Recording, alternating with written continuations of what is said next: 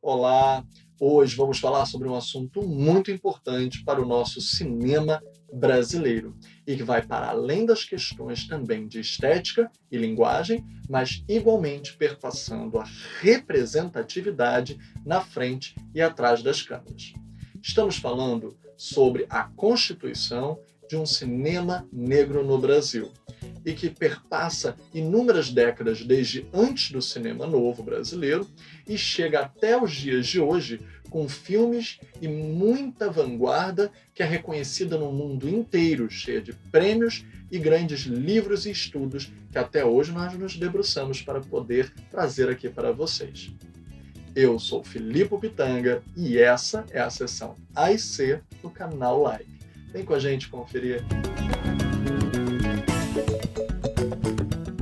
Hoje estamos falando sobre a constituição de uma representatividade de cinema negro no Brasil.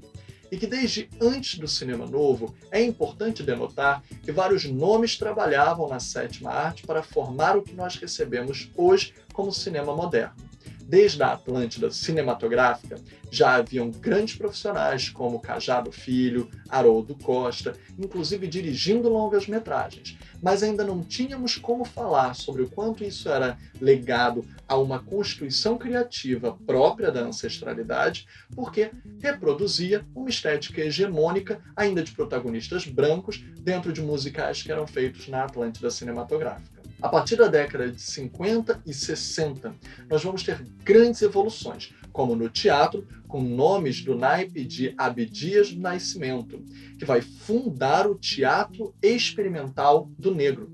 E essa estética e representação cênica nos palcos foi para os cinemas como com uma das maiores atrizes reveladas naquele momento, que era Ruth de Souza, que em 1954 recebeu a indicação de melhor atriz no Festival Internacional de Veneza pelo filme Sim, a Moça. É a partir de 1974 que um ator já renomado no cinema novo, com filmes como Cinco Vezes Favela e Compasso de Espera, vai dirigir o seu próprio trabalho e vai trazer, não só atrás como na frente das câmeras, todas as questões étnico-raciais assumidamente constitutivas de uma narrativa que vai falar sobre identidade. O nome do filme era Alma no Olho e o seu diretor e ator Zósimo Bulbul. Zósimo vai ficar conhecido como o pai do cinema negro no Brasil. Alma no Olho vai trazer e abrir portas para muitos nomes, o que nós teríamos como representatividade na questão criativa do cinema no Brasil.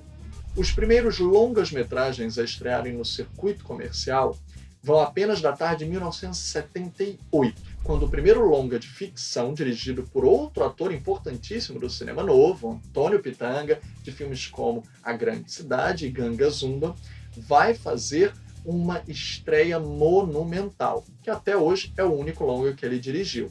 Na Boca do Mundo, contava com Cibele Rúbia e também Norma Bengel, e já falava sobre assuntos que depois irão dar continuidade em outros longas da década de 80, como em 1988, quando Zósimo traz o primeiro documentário a estrear no circuito de longa-metragem, que era Abolição.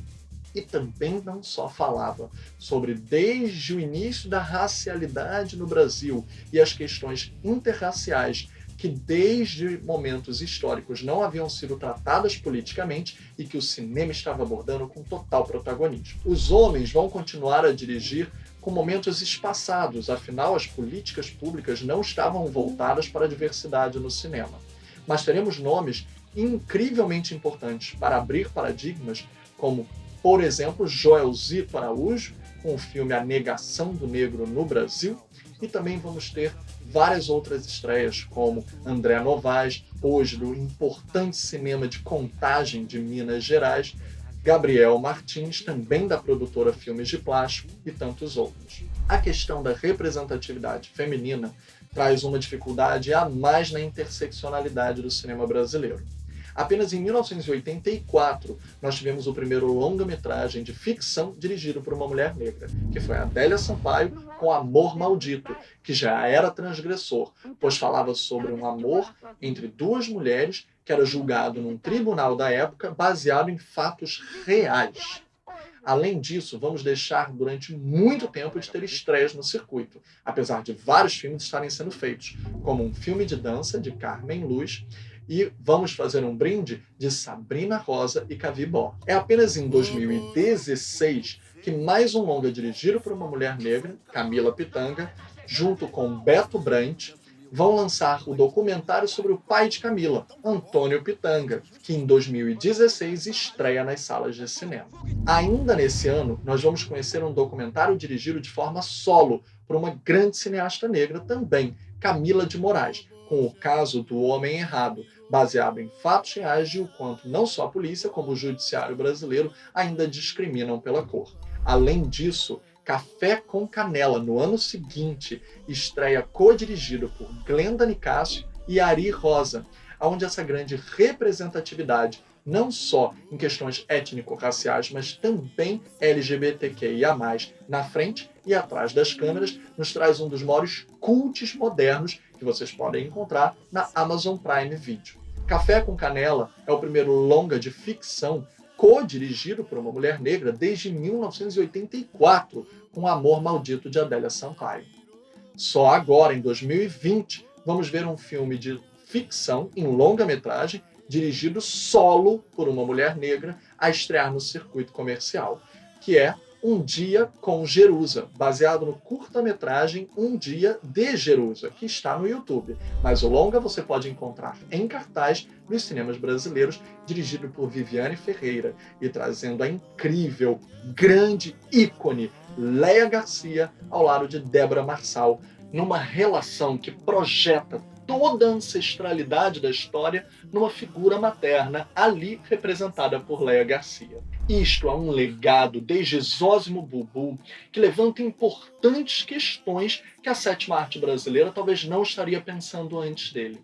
Esse grande pai do cinema negro brasileiro nos fez questionar se nós teríamos personagens representativos numa história, se eles estariam ligados à centralidade da trama, se teriam cenas contracenando entre si e que tivessem propriedade da sua própria cultura e identidade, não apenas versando sobre a história dos outros. O quanto eles estariam envolvidos na solução do filme e o quanto isso faria parte dos próprios temas que originaram a história. Essas questões de representação e representatividade também atrás das câmeras, como quem dirige, quem fotografa, quem roteiriza e todas as outras funções criativas principais de exercício executivo num filme, também acabaram sendo parte de um manifesto no final da década de 90 que homenagearia esse legado e que vocês podem encontrar no livro Encrespando, no artigo específico escrito pela pesquisadora, curadora e amiga Janaína Oliveira sobre o dogma feijoada, que foi essa série de regrinhas para saber se um filme estaria sendo representativo ou não, lançadas pelo grande cineasta Jefferson D., outro representante de toda a pesquisa e desse histórico que nós falamos, deixados por Zósimo Bubu. Se você quiser saber sobre isso e muito mais, além de deixarmos um gostinho para um próximo episódio sobre o Dogma 95, que foi deixado pelo cinema dinamarquês e que também influenciou o manifesto do Dogma Feijoada, falaremos sobre isso e muitas outras coisas nas próximas sessões A e C aqui no canal Like, porque a gente recomenda e você curte.